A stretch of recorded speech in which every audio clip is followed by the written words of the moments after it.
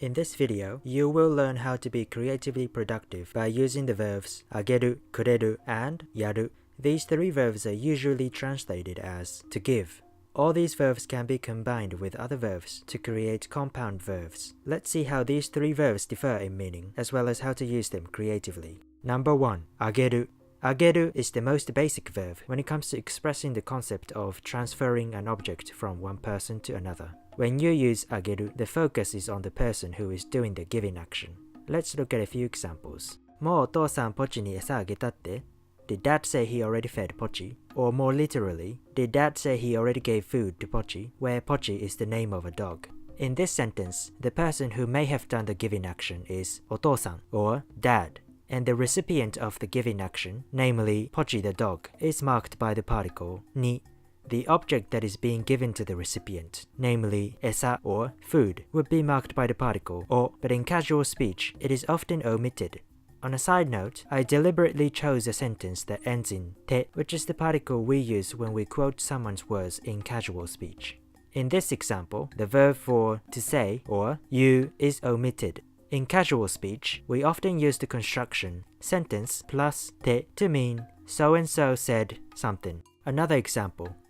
普通彼女の誕生日にそんなものあげないって. What? You don't want to give that to your girlfriend on her birthday. Or more literally, normally people don't give such a thing to their girlfriends on their birthdays. In this sentence, both the giver and the recipient are omitted, so you need to rely on the context. To complicate things further, I also deliberately added the particle te at the end of this sentence, but this te is different from te in the previous example. In this sentence, te is not used as a quotation.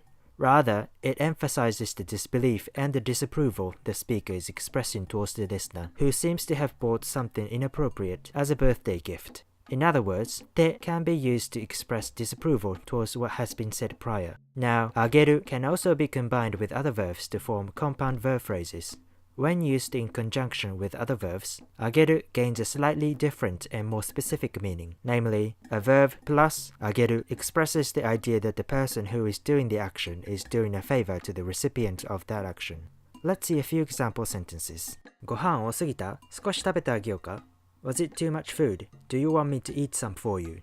In this sentence, 食べる to eat is combined with あげる to give. 食べる is in the te form, which is 食べて. Since the combination of a verb plus あげる expresses the idea of doing someone a favor, I added for you at the end of the translation. Another example. 私は大勢の人の幸せのために死んであげた. I gave up my life for the happiness of many people. This line is by Yumiya in chapter 40 of Attack on Titan. 私は大勢の人の幸せのために死んであげた. In this sentence, the verb 死ぬ or to die is in its te form. Note that 死ぬ behaves differently from other verbs, so the te form of 死ぬ is 死んで, where te becomes voiced. Verbs that end in either b, n, or m plus a vowel tend to conjugate in a similar manner. For example, 飲む or to drink becomes 飲んで and 遊ぶ or to play becomes 遊んで. Back to the interpretation of this sentence. 死んであげた is the combination of 死ぬ to die and あげる to give. So the speaker is saying that she did everyone a favor by sacrificing herself. Number 2. くれる. The next verb, くれる, is also usually translated as to give. But くれる is different from あげる. Recall that when you are using あげる, we are focusing on the giver's perspective. Whereas when you're using くれる, we are looking at a giving event from the perspective of the recipient. This is rather complicated, so let's look at a few examples. サトシがくれたペンをなくした. I lost the pen Satoshi had given me. In this sentence, the giver is Satoshi and the recipient is the speaker, who happens to be omitted from the sentence. We don't really say サトシが私にあげたペン. The pen Satoshi gave me, using あげる when the recipient is 私 or me. However, if the recipient is not the speaker, we can use あげる instead of くれる. For example, サトシがマリにあげたペン. The pen Satoshi gave to Mari. Similarly, we don't use くれる if the recipient is not the speaker. サトシがマリにくれたペン. The pen Satoshi gave to Mari. However, we sometimes use くれる if the recipient is related to the speaker. For example, 先生が娘にくれたペン. The pen the teacher gave to my daughter. To summarize what I've said so far, kureru is used when the recipient is either the speaker or someone who is related to the speaker. Ageru, on the other hand, can be used when the recipient is not the speaker. However, to complicate things even further, kureru can also be used when the speaker is the giver instead of the recipient. But one thing to note in this case is that if the speaker is the giver, kureru gains a different connotation, namely, the giving action becomes condescending to the recipient. This is not a very common usage, but native speakers will still interpret this as condescending, so you should be careful when using kureru. It is more common to combine kureru and yaru. We will look at the combination of kureru and yaru at the end of this video. Now, let's see what happens when kureru is combined with other verbs. This is basically the same as the combination of a verb plus ageru, except for the shift in perspectives. Recall that a verb plus ageru means the giver is doing a favor to the recipient of the action, and the verb ageru focuses on the giver. The combination of a verb plus kureru similarly means that the giver is doing a favor to the recipient of the action. But the verb kureru indicates that the sentence is expressing the same event from the perspective of the recipient. Let's see a few examples. ちょっとこの蓋開けてくれる? Can you open this lid for me? In this sentence, kureru is combined with akeru or to open. The verb akeru is in its te form, which is akete. Here, the speaker is asking for a favor, namely opening the lid. The listener is the one who is performing the opening action, while the speaker benefits from this action.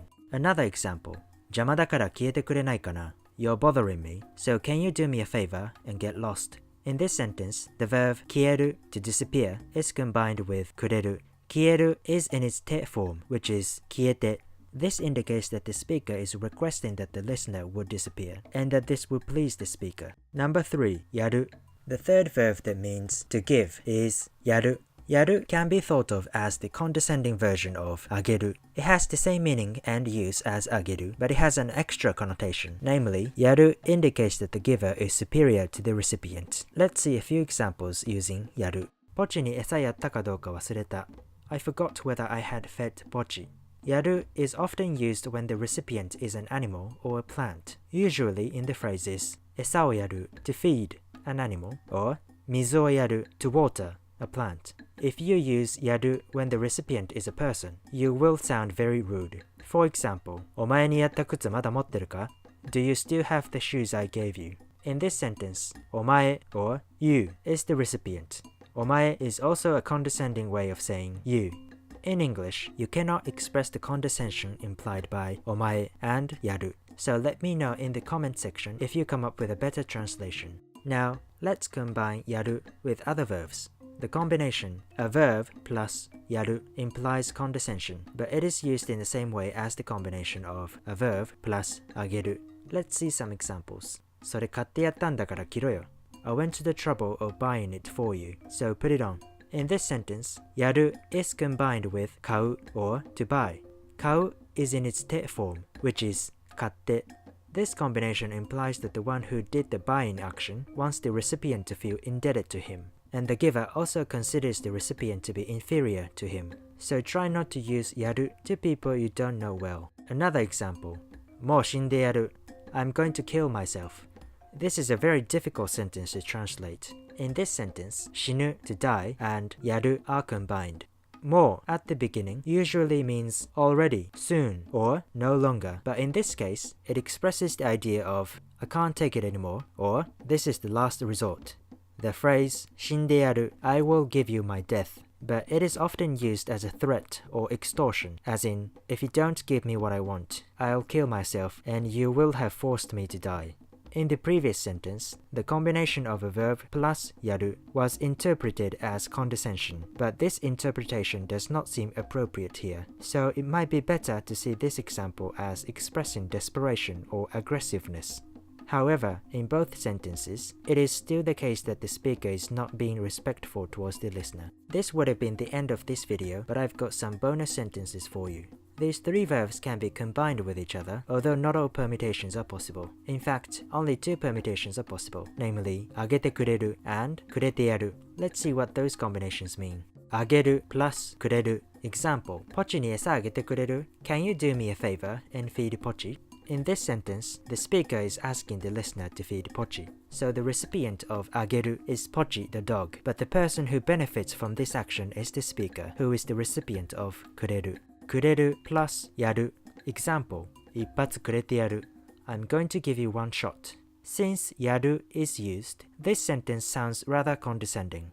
Also, as mentioned above, when kureru is used when the speaker is the giver, kureru also becomes an impolite expression, so you can think of this combination as a doubly condescending version of give. Therefore, this is a very rude expression, so don't say this to anyone who doesn't deserve it. On a side note, the phrases やってあげる, やってくれる, and やってやる are all possible and common, but this やる is different from the やる we have been talking about in this video, so these are considered irrelevant.